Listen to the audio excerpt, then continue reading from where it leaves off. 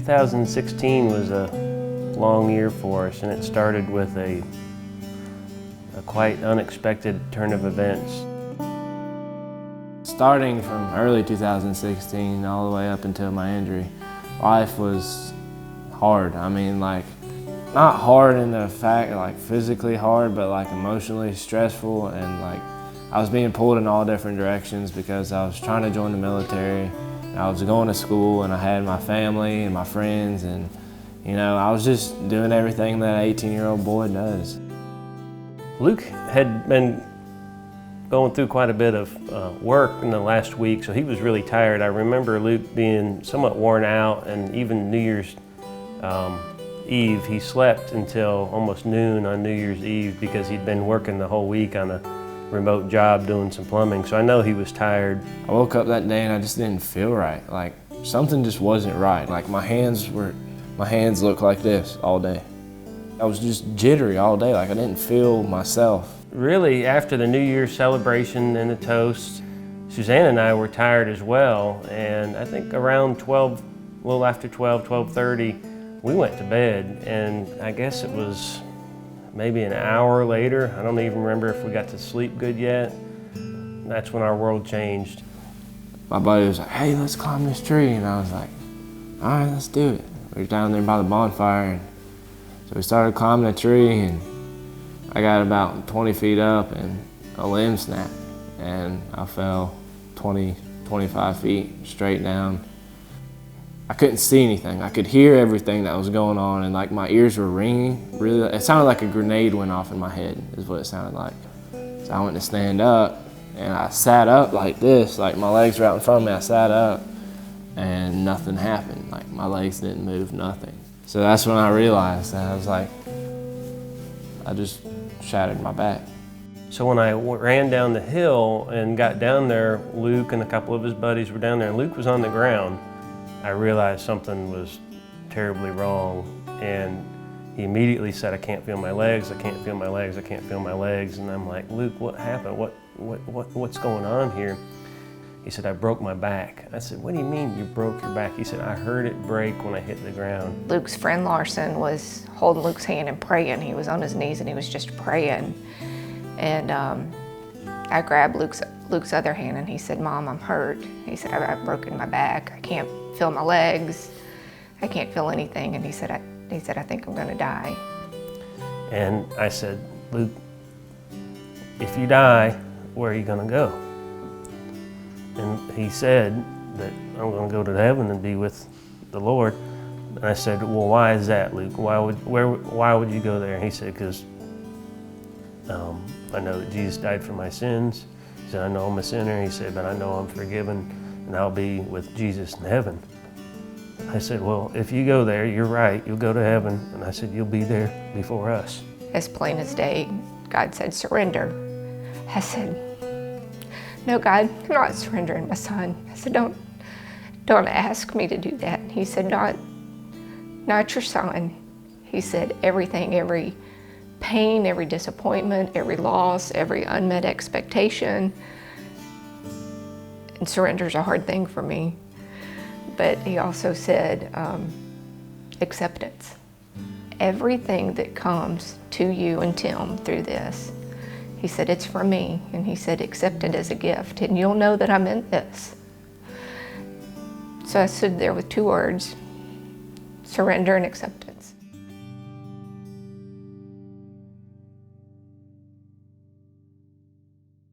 I was laying there in the hospital room, you know, and I had me hooked up to all this stuff, and a whole bunch of swelling was starting to, like my chest was like twice its size, normal size, and all of a sudden Dr. Omid was his name. He's the top surgeon in the Southeast for spinal cord injury. And he came in and he said, "We're taking you right now." And they rushed my brother and sister in there, and I told them, I said, "If I walk again, I'll praise God. If I don't walk again, I'll still praise God."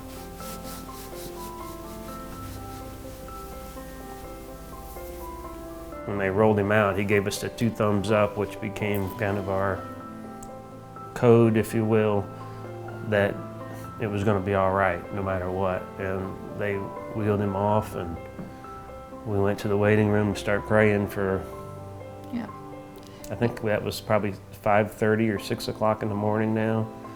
And we were waiting for word until 1:30 or 2 o'clock that afternoon was when we heard that he finally made it out of surgery. The first surgery stabilized his spine. They put in rods and screws to stabilize his spine. But the T12 was completely ruptured. The doctor said that usually they only see those injuries in train wrecks and high-speed car wrecks. I remember talking to the doctor, and he was saying, you know, like, there's a good chance you won't walk again. And, you know, and I mean, I knew that at that time because it had been a week and a half, and I still had no movement in my legs. So I was like, at that point, I'd kind of already accepted it. I accepted it on the night that it happened, but you don't really realize what all that comes with until after, you know. You think, oh, my legs just aren't gonna move. Well, there's a lot more that goes on than just not being able to walk. The second surgery they said was going to be the easiest surgery, and he came back to us on a ventilator. And that was hard because they had a really hard time after the second surgery stabilizing him. He coded.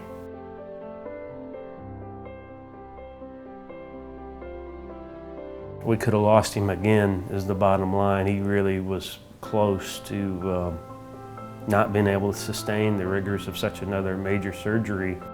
On January 8th, he was going to be transferred. We were excited. Leaving Grady, Shepherd was going to be our next step, and we would understand more.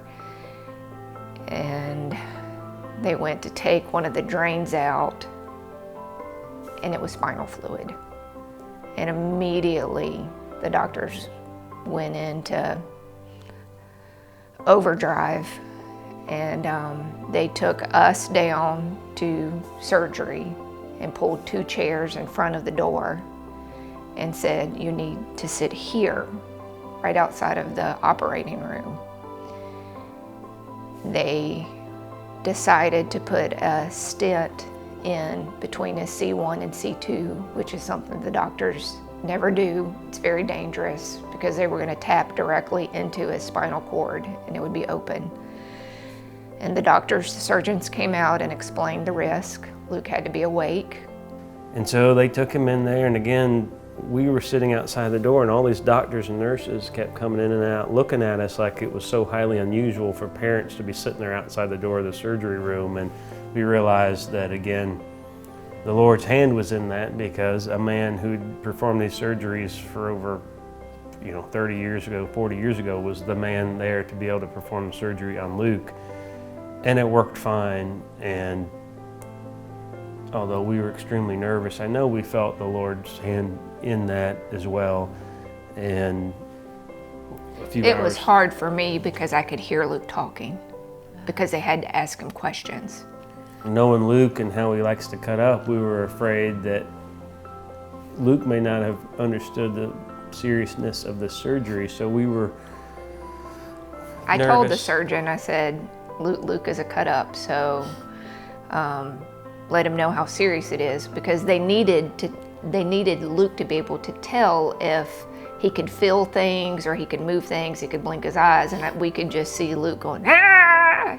Halfway through the surgery just to mess with the surgeons. And hearing him was a good sign. As long as I could hear him, I was okay while I sat there. But when the doctor came out, he was all smiles, and he said, you're right, he's a joker. That really began the long start of recuperation and the long start of a roller coaster of up and down, of good days and bad days. I've kind of got a spot for him in my heart as my godchild. And I remember him waking up one night in the middle of the night feeling terrible, just uncomfortable and a lot of pain. And just to tell you, to his gracious side and how tender his heart is, he said, Carrie, I'm sorry that you have to be here tonight and that I got in this accident and that you have to be here instead of at home with your family.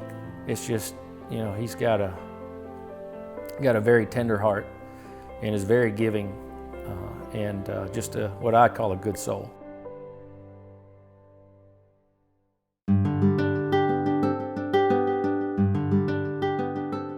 Shepherd was pretty amazing, in my opinion, just a blessing from God, because they were amazing from the day I got there. And the whole time I was there, it was kind of like I was saying earlier, you know, it's just get better. That was kind of like my thing. It's like get better. The Shepherd Center is a well-oiled machine when it comes to caring for the individual with a spinal care issue and with the families. It was the next phase. You know, we're out of the emergency room, out of Grady, where by that time we were ready to get out of Grady, and getting a Shepherd was a big step in the right direction for the recovery. And so we were very pleased to be there. Therapy was never really that hard for me. I mean, there was points where it was like, oh my God, am I gonna do this, you know? And it was mostly little things. Like, I tell people this all the time. The injury doesn't bother me, it's all the little things that come with it. Like, I'll be trying to hop in the truck and go somewhere and my shoe will pop off and roll under the truck. It's like, you know? And then you gotta sit there and figure out how to put it back on, or like you're trying to get dressed on your own. Stuff like that was the most aggravating thing about the whole injury, because it's just little things that you used to do without even thinking about it, and now you have to seriously consider, like, all right, how am I gonna do this?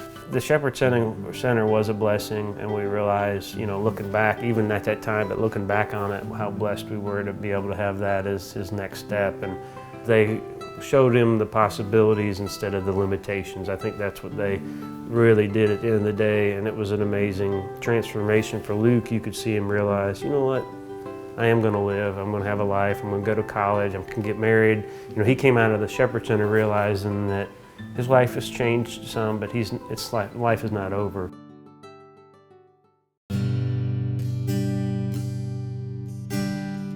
The hardest time I had wasn't my injury. I got real sick with an intestinal infection.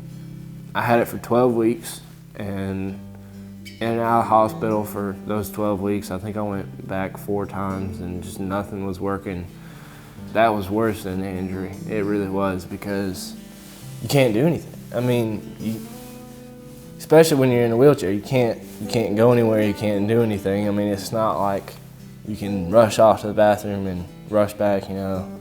You can't, I mean, it literally knocks you off your feet. And during that time, I questioned a lot. I was like, you know, okay, you already allowed this to happen to me. I'm dealing with that.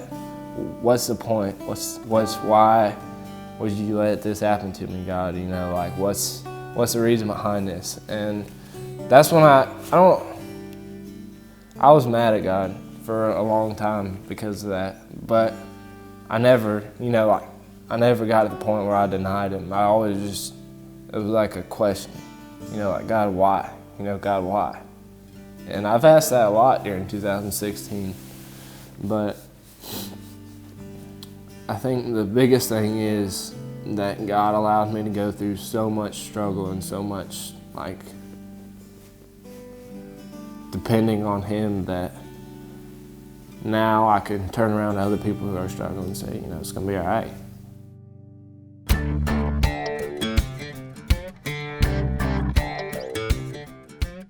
I've been hunting since before I could even remember. And once I had my injury, I was like, you know, how am I gonna get back in the woods? Because even for an able-bodied person, getting back out in the woods is not easy, especially when it's cold or raining or wet, or, you know. After I got out of the hospital, I think it was a week before I killed my first turkey. After the hospital, I mean, I was ecstatic. It was like the first time I'd ever gone hunting again, you know? And I kind of started figuring stuff out on my own. Like, Dad helped me get in the woods, and then I kind of started figuring stuff out on my own. Like, how am I gonna get deeper in the woods, you know? Because, like, I was kind of hunting where it was easy to get to, and I was like, yeah, I'm a hunter. I know that you can't kill big deer, right, and where it's easy to go to. So I was like, I need to get down in there with them, you know? So I figured out how to get on the four-wheeler and make different blinds and stuff for it. And I started getting back out there. And sure enough, I killed a really nice, I guess it was a 9-pointer. And I'm gonna have them mounted and everything, because that was kind of like the marker where it was like, all right, everything's gonna be all right.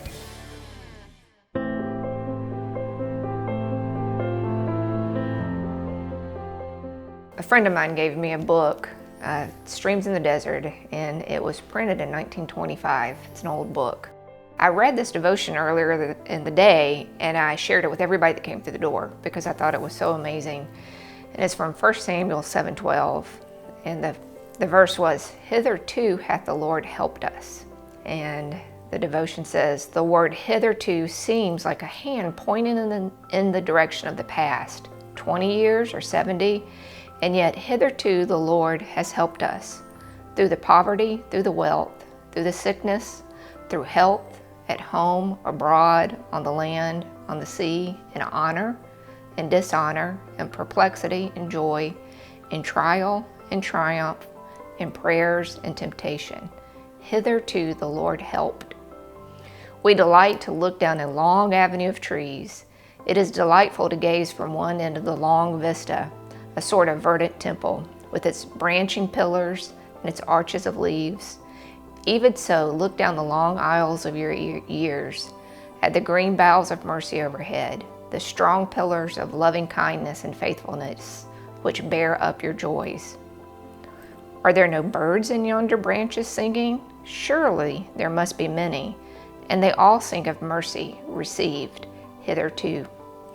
But the word points forward. For when a man gets up to a certain mark and writes hitherto, he is not yet at the end. There are still distances to be traversed, more trials, more joys, more temptations, more triumphs, more prayers, more answers, more toils, more strength, more fights, more victories. And then comes sickness, old age, disease, death. Is it over now? No, there's more yet. There's awakening in Jesus' likeness. Thrones, harps, songs, psalms, white garments, the face of Jesus, the society of saints, the glory of God, the fullness of eternity, the infinity of bliss. Oh, be of good courage, believer, and with grateful confidence raise thy Ebenezer, for he who hath helped thee hitherto will help thee all thy journey through. When read in heaven's light, how glorious and marvelous a prospect will thy hitherto unfold to thy grateful eye. And that devotion has carried me through this entire year because I feel like this event marked our lives, and we can look back at all of God's mercies, all of God's grace, homeschooling, being a close family, living in Atlanta to where we have access. I mean, Tim's job, flexibility to take 3 months, and be available. We can look back, and we can also look forward to what God has planned. So, hitherto.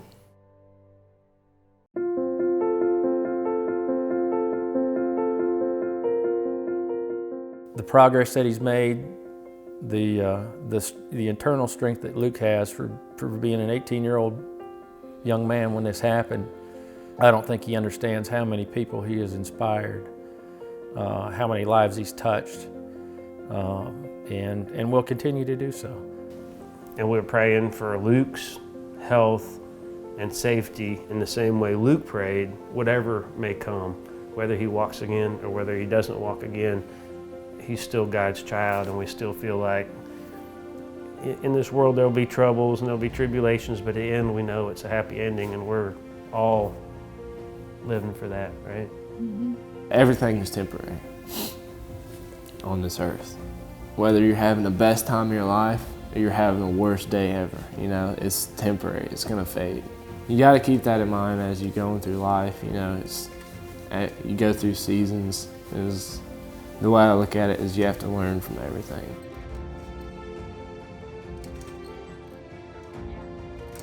How you feel, buddy?